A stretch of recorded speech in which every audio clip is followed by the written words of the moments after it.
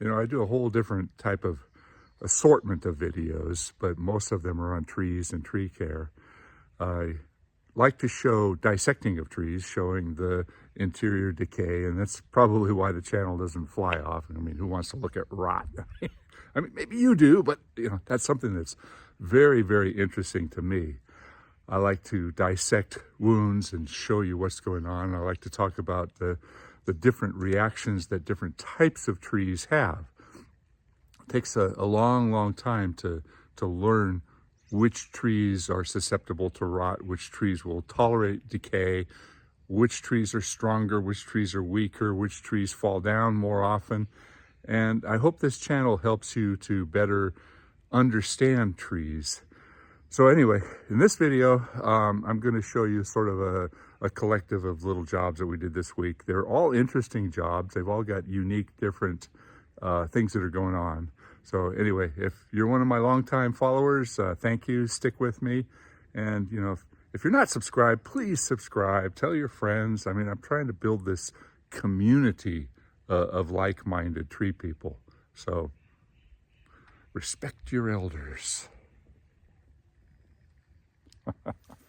A big Chinese elm, and we got a situation here. It's got a lean on it, and the client indicated to me that this pole was straight before the recent windstorm that we had. And if I come to this side of the tree, I can see that the roots are separated from the soil a little bit, but most importantly, when I pound on the ground here, I can feel a hollowing underneath the roots.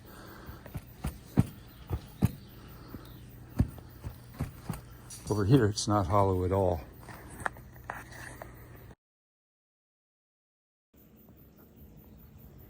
So we're trying to get enough weight off of this side of the tree to counterbalance it. I'm not going to take much weight at all on the back side, but we're going along. I made a few big decisions, you know, cutting a lot of the mass out of here.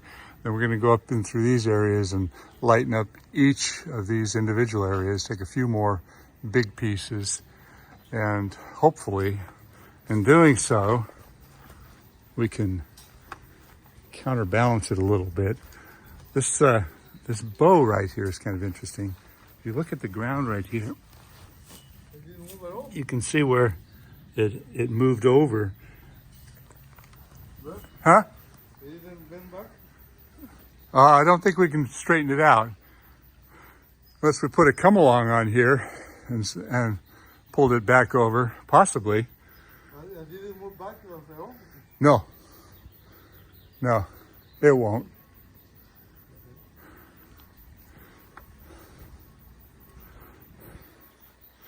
I don't see any real visible cracking or opening in the ground out here, and it's possible that, you know, with all the rain we had, that may have filled in a little bit.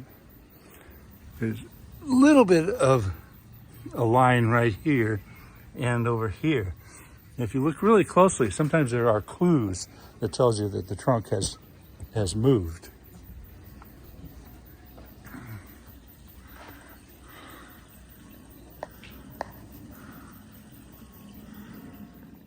While I was at this job, I spotted this interesting feature right here. I looked at this piece of wood here, and you can see it's cut off here and it's cut off there. And I just thought to myself, how is that possible?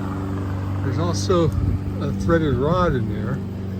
So I asked the son of the old man that used to live here, he passed away, and turns out that when this thing split off, the old man thought he'd put a piece of wood up there, kind of like a great big washer, and put this threaded through, and that would support it, and it actually ended up growing around it. So this is not part of this tree.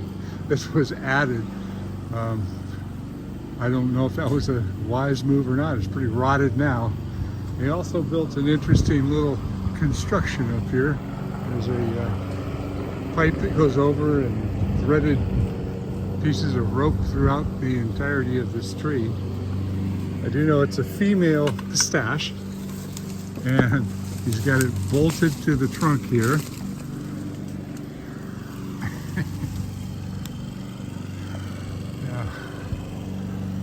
a case of the repairs are probably causing more damage than the problem that the tree had.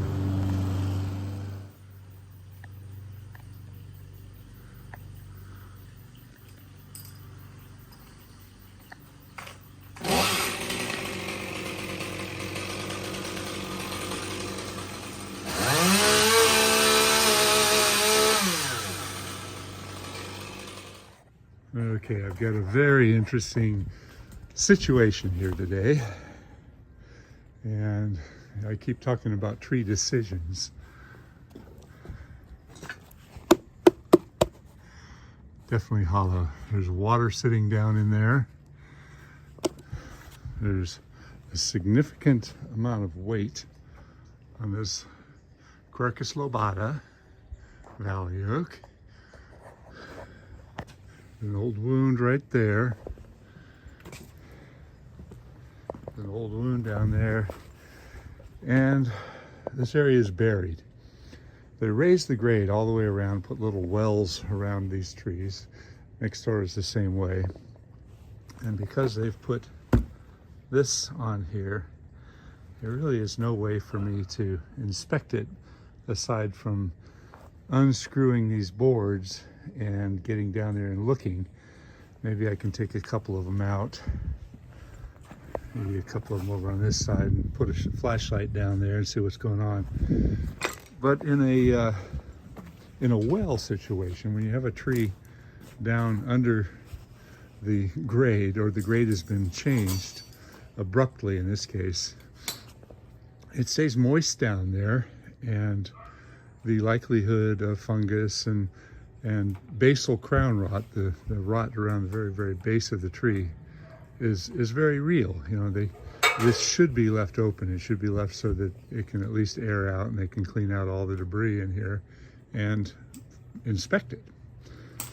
But with all these boards on here, unless we pull stuff up and really look at it close, we're just guessing. How much weight should I take off of this tree? How weak is this? I don't really know, but it's got a significant lean to it, and if this thing falls down, it'll probably nestle between the two houses, but it would be quite a shame. It would really change things. The foliage is just now leafing out. It's looking pretty good, but you cannot equate foliage, volume of foliage, with structural integrity. That's two separate issues altogether. The roots could be rotting, the trunk could be rotting. There's all kinds of things that could be going on that's going to make this a weak situation. But the tree will look really nice. And I see that all the time. Big old tree falls down and people say, look at the green foliage. It looks really healthy. Well, yeah, the foliage was healthy, but you don't know what's going on. I think we should take up a couple of these boards and look in there first. I've taken off one piece here to see how deep this is. And it is, oh God, it's a solid 3 feet deep. These boards are screwed into the tree.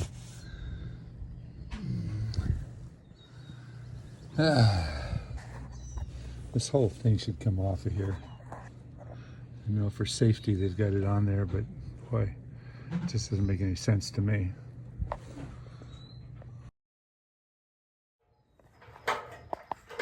Now what I've done is I've broken off that loose layer. It was just kind of sitting there. I just tapped on it with a hammer and it just fell through. And the reason for doing this is to better evaluate what's going on in here, how deep this is. This thing is just full of earthworms or something that's in there swimming around. You know, a pocket like this, a lot of people say, well, drill a hole through this down here so you can drain the water out. And in years past, that was a very, very common procedure.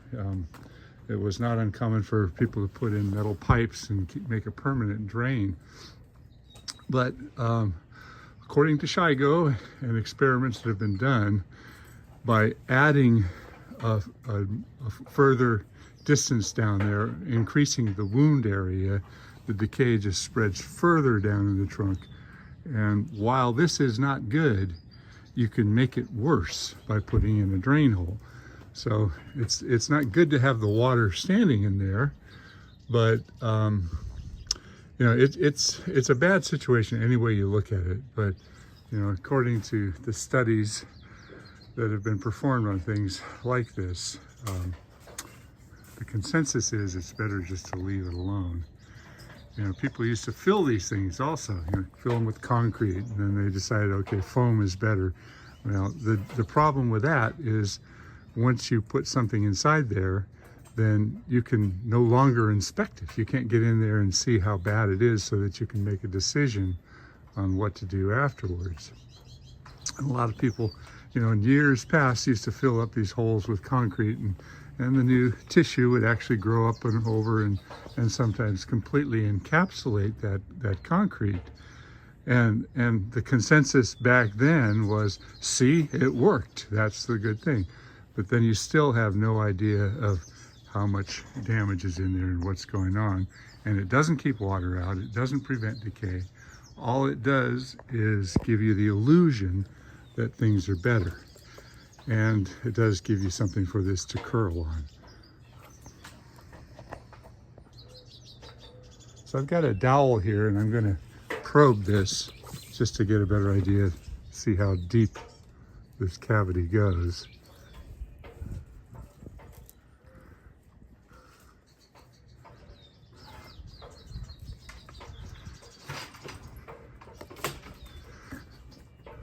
So all I'm doing is pushing through the really, really soft, super punky stuff.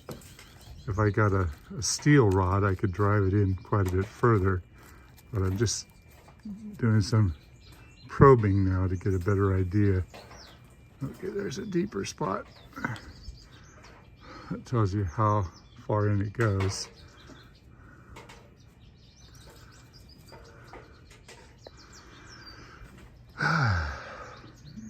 So my guess is this is compromised at least down to this level right here. So this is probably 50% weakened. So how much weight should we get off of this? That's a good question. We're going to start working and see how it feels. So because of that weakness and the likelihood of basal crown rot and the fact that this is a very one-sided tree, we're going to get a lot of weight off on this side, and hopefully it'll survive on just the little bit it's got. I think we're going to cut it back to that upright. We'll leave that, but this one here we're going to take off, and we're going to cut a lot of that off, but I want to leave a little bit of foliage that way, kind of bring it back in. I know we're seriously depriving the tree of a lot of foliage, but I'm making an educated guess here that this tree is way, way too heavy, and that weakness scares me. Jorge is actually quite adept at using the pole pruner to set his rope and get around in the tree.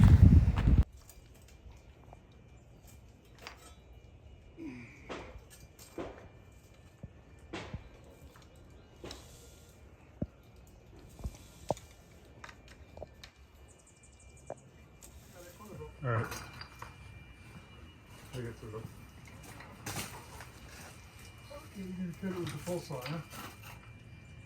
That's Ready? Pretty big. Go ahead.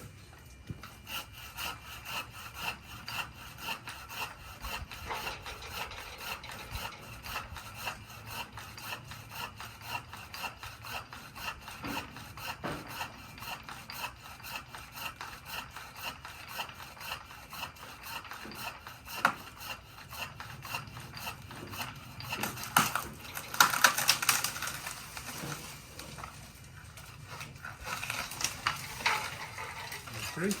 You need a pulser? Yep. Got it? I got the pole saw. You get the rope?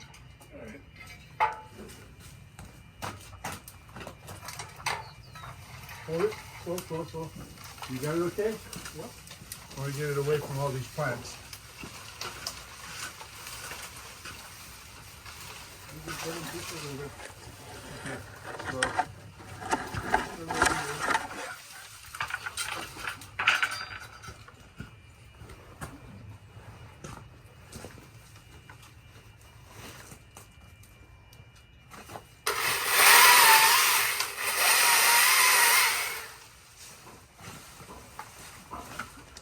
Okay, down.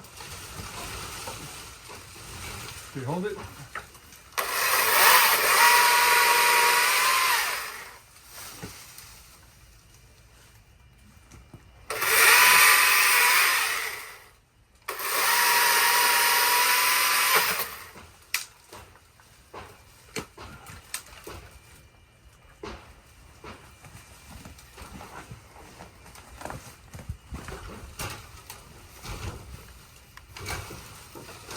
Down.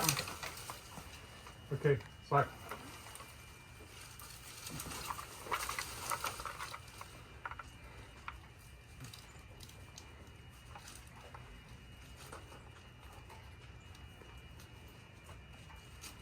Give me some time to get this all out of here.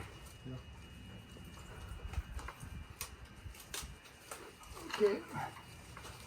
Whoops, all yours. We've taken a lot of weight out of this tree. So we're trying to leave something up there.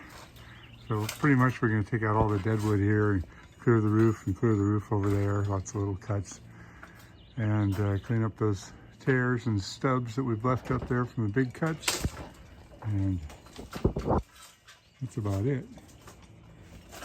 Better idea of how much we took out of the tree. Weight-wise, we probably took 2,000 pounds of weight out of this tree. There's also a lot of wood in the back there, bigger pieces of wood. And that's what it looks like when we're done. I'm almost ashamed to show you this, but because of all the issues and because of the weight and because of the lean on it, I felt that we had to get a lot of the end weight off, and that's what we've got left. We will get some sprouts coming out here. It will thicken up. It'll end up looking presentable. But when we were up there, this thing was really, really pulling down. We could feel it. There was an awful lot of strain on it. So after we took all the weight off, we probably took 1,500 to 2,000 pounds of branches off the end of this. And then we cleaned out the insides over there. And the job is done. So my wife and I got away for a couple of days and went up to Mendocino. We're at a place called the Heritage House. And if you've not seen the movie, 1978 movie, same time next year, this is where it was taking place. Now they've completely remodeled the place and it's not the same as was in the movie, but the landscape is still very, very beautiful. And if you've never been to the north coast of California's ocean coastline, it's magnificent. You know, if you follow the beaches along the coast of California, you'll notice that from San Francisco south, there are a lot of really beautiful sandy beaches, and you know, it's much warmer and much different. The further south you go, all the way down, you know, as far down as San Diego, the water temperature is actually considerably warmer. But north of San Francisco, you'll find that much of the ocean is rocky and rougher, and the water is much, much colder. It's very beautiful. The scenery up here is magnificent. And we're staying at the Heritage House up in Mendocino area. And it's really, if you've never been here, it's worth seeing. The whole area is worth seeing. It's quite magnificent.